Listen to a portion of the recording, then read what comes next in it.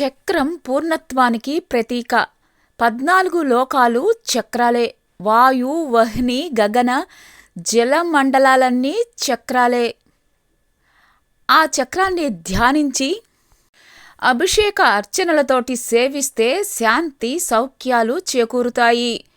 శ్రీవారి బ్రహ్మోత్సవాలలో 9వ రోజు ఉదయం భూదేవి సమేత మలయప్ప స్వామివారిని చక్రతాళ్వారితోటి వరాహస్వామివారి ఆలయ ప్రాంగణంలో వేంచేంపు చేస్తారు. పంచామృత స్వపన తిరుమంజనాన్ని నిర్వహిస్తారు. సుదర్శన చక్రాన్ని స్వామి పుష్కరిణిలో పవిత్ర స్నానాన్ని చేయిస్తారు. అదే సమయంలో లక్షల మంది భక్తులు కూడా శ్రద్ధాభక్తులతోటి శిరస్నానం చేస్తారు.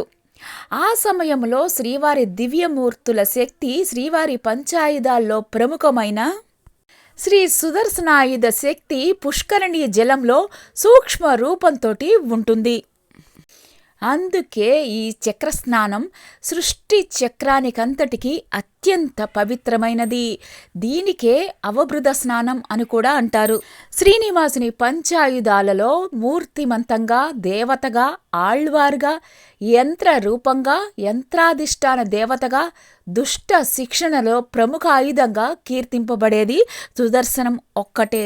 శ్రీవారి చక్రాయుధాన్ని కష్టాలు, దుష్ట శక్తులు, శత్రువుల బారి నుంచి రక్షించే మహాశక్తు ఆయుధంగా విశ్వసించి పూజిస్తారు. దేవశిల్పి అయిన విశ్వకర్మ సూర్యుణ్ణి సానబెట్టేటప్పుడు రాలిన తేజస్సును పోగు చేసి చక్రాకారమైన ఆయుధంగా రూపొందించాడు.